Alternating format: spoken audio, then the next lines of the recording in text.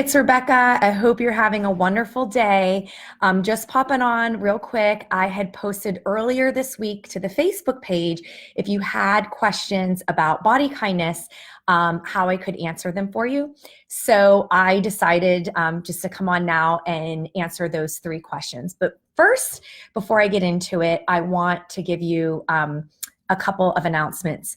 I am so thrilled that Amazon Kindle for the third year in a row chose Body Kindness ebook as a pick of the week.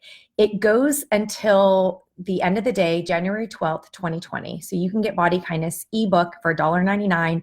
Most all other retailers are following suit. I also saw on Amazon that you could bundle the audiobook with the ebook and it's $10 or less. There's also used copies of Body Kindness available. You can find it at the library.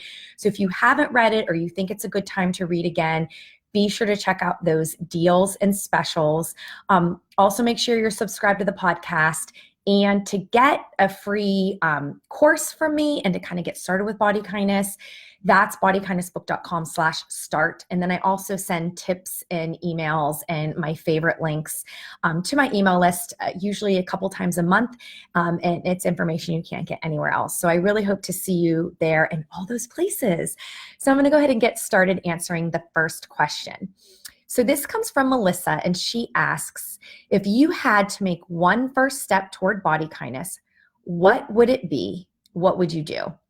So thank you so much for this question. The first thing that I want to say is any step that you decide to take is a good step, and it's the right step because it's a step that you chose based on how you felt in the present moment, based on some sense you already had, some wisdom, some curiosity, an interest, something that said, I think life could be a little bit better if, and you just took that next positive step. It's not always easy. In fact, it can be pretty scary, especially if, you're taking a step, say maybe to exercise, and before you did it, but it was very punishing, right? The thought of planning to go to a yoga class again might be full of a lot of anxiety, even though you want, to breathe and you want to do yoga again. You worry about a time where yoga and movement was about how hard you could push it. So that's going to feel scary. And it could be another area of body kindness. You might decide that you really want to focus on your sleep because when you get good sleep, you feel better during the day. And that kind of has a way of helping to impact your mood and your energy. And so I definitely recommend in the book that you do not do everything at once and that you really could start anywhere. But I am going to give one really special tip, and that has to do with anyone could do one simple thing. And you place your hands on your heart and soften your eyes, and you just take a breath in. And you feel that. You feel the energy of the breath. You feel that connection, that skin to skin. You feel the hand on heart, right? Because you're already doing one of the body kindness pillars, which is connect. And then you're going to say something kind to yourself. I usually like to say some version of, I'm sorry, because we all have something that we regret about how we treated our bodies, how we spoke to our bodies, right? So that's our inner caregiver. We're already invoking by saying, I'm sorry. And that's the pillar of body kindness. That's care, about being fully committed to care for yourself. And then you could respond with, through this breath, you could say, it's okay. It's okay. And that, saying that it's okay, is the simplest form of self-compassion. And, right there in that simple gesture, you're doing all three pillars: love, right? Showing yourself some love, connecting to your body, connecting to that breath. There's almost a gentle rocking or swaying motion that happens. You're grounding yourself, and no matter what, you're calling a truce, and you're saying, I want to be your friend. I want to be good to you. And I don't have the answers, but I'm going to work with you. I'm going to figure this out. So I do think anyone could start there, because if you can breathe, you can do that. And from there, you might decide that there's a specific area where you want to go, just exploring and experimenting what body kindness looks like to you. And be open to that it's going to change, and that, you might try something and feel, oh, I don't know, that was, this is a little too hard or a little too diety for me, so I need to pull back and go somewhere else. It is definitely a journey. Thanks again. Okay, the next question is from Alexandra. And Alexandra asks, how do you balance intuitive eating with autoimmune? So much research into the impact of gluten on autoimmune. Since cutting out gluten, my hair has started growing back after 12 years, but always questioning whether I am an intuitive eater. So the first thing that I would say is, it makes complete sense that you would want to explore ways that you could feel better. And in fact, I think that is a body kindness practice. When we talk about what does it mean to create a better life, we're talking about a life of meaning and purpose and connecting to yourself and others, breaking free from, oppressive, messages about your body and oppressive behaviors around restriction or, policing yourself. So it's all those things. And it's about, connecting to other people you care about, being part of something greater than yourself, connecting to your communities and the world. So it expands even further than that. And when you're thinking about, well, what does it mean to be an intuitive eater? I think intuitive eating is wonderful. Evelyn Tribole's and Elise Resch's latest version is going to be firmly planted in Anti-Diet. That's pre-order available now. So I would definitely check that out. Intuitive eating is a practice you're going to continue to come back to. I think that you are the expert in your body, and only you are going to know, like, you're noticing this hair is growing back. What we don't know is it directly related to the gluten? How do you know? And is doing that something that is a workable change that you wholeheartedly and effortlessly want to be able to do for the rest of your life? Because if you don't have a gluten allergy, it is a privilege to be able to choose not to have gluten, but there are people with gluten allergies who have celiac disease where it's not a choice. And so that's a whole different set of processing where, in order for them to feel good and care for their bodies, they have to remain gluten-free.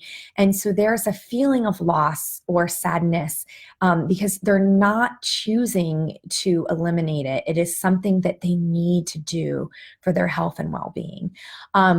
So I would just be open and curious and exploring. If your life is happy and positive and good and you feel better, then there's nothing for me to say that says, oh no, you really personally need to eat gluten again. Like, that's not my job. That's not my choice. I would open you up to being curious and patient with yourself. Like, are you happy? Are you getting the right kind of medical advice and nutrition advice and support that truly is weight inclusive and compassionate and caring? If ever you feel that you should question whether or not gluten-free is something you absolutely have to do, to feel good energy-wise and to have the hair growth that you need. Like, for example, I know that B vitamins are really important, especially biotin. Stress can make hair thin and fall out. And so if you feel less stressed because your autoimmune condition is getting better, is it really the gluten or is it the less stress? So I'm not trying to say yes or no in any one direction. To answer, am I intuitive? Yes, I think if you're reading intuitive eating and you're practicing intuitive eating and you are eating in a way that really does feel like you're caring for your body, then you are eating with body kindness. You are, you're not externally restricting because you're eliminating that just because you think that it's the better thing to do, or that it might keep you under control, or even it might, result in weight loss. You didn't bring up any of those things in your question. You're saying, I'm noticing that there's an improvement. I mean, you're talking about your hair growth. So I would like to ask, okay, does that make you feel better because you like your hair better? Or do you also feel better physically and emotionally? And is that something that's sustainable and workable for you? Know that somebody else could have thinning hair, cut back gluten or cut it out and feel miserable. They haven't failed. That's not intuitive for them. That's not body kindness for them. And they should find a way, as long as they don't have an allergy, find a way to make peace with food in that direction. People try to turn intuitive eating to another set of rules, kind of like hunger fullness diet. Be careful of that. Intuitive eating and body kindness go hand in hand for a very specific reason. Body kindness is a philosophy to guide, to help you practice inner caregiving and help you create a better and more meaningful life. And intuitive eating is part of your body kindness practice. Nobody can tell you what's good and bad for your body. Nobody can give you the rules of what to eat or not eat. Only you can question and be curious about, is this something that I really want to do long term? And if you're not sure, I would work with an intuitive eating dietitian who's also health at every size aligned to help you explore that. So thanks again for that question. I have one more I'm going to answer. So this is from Stephanie. When you're in the middle of your life and a surprise trigger comes along that has you questioning everything, how do you handle, or what do you do to spiral up, even if you only have seconds to put a temporary Band-Aid? Thank you so much for asking that question. The first thing that I want to acknowledge is that it is so hard to feel that wave, right? That emotional overwhelm. And it's like a tidal wave. It's like, oh my gosh, I can't handle this. This is an emergency. Right? That feeling is real. That vagus nerve is real. That amygdala in your brain firing is real. It is so stressful, and it's causing a cascade of reactions in your body. And we need to honor and validate that all those things are very real. You're not making it up. Your mind and body are connected.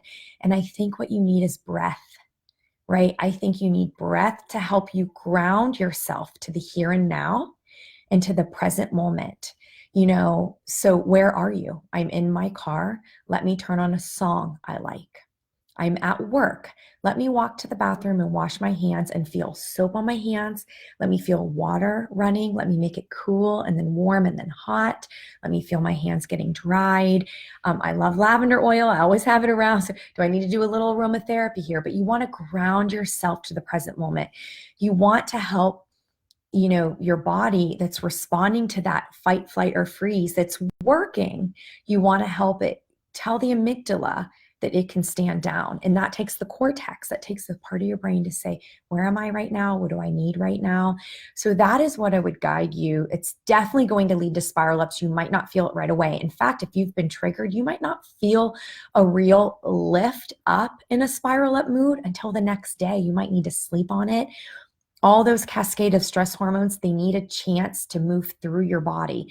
So in the Burnout book, which is coming out in paperback now, the Burnout book podcast interview, we had 2 episodes where we talked about completing the stress cycle.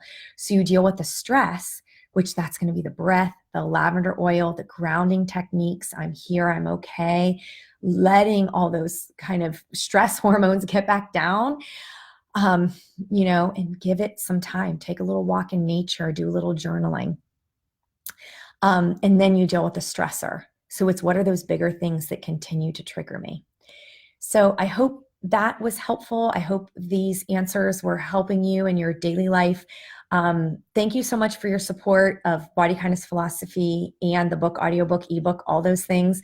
I do offer signed copies in the US as well. So I'll plop a link to that for the signed copy. Definitely take advantage of the deal.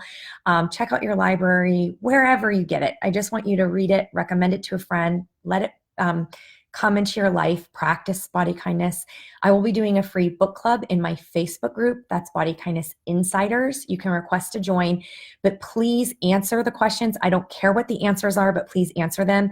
If a person answers 0 questions, I don't let them in because I don't know where they invited. Like, did they not bother to answer the questions? I'd love to have you in the group. The free book club, it's going to be a chapter a week. We're going to start the first week of February, and you could answer and engage in the dialogue all week long. And we've already got, because we've done book club before, there's already so many answers and reflections in there. So you can join us. And once again, the link to stay in touch with me over email, it's through my free Body Kindness Get Started program. And that's bodykindnessbook.com/start. If you like these Q&As, I will do more of them. So leave a comment, let me know that you watched the video and that you want more of them, and I'll plan on it. Take good care. Bye.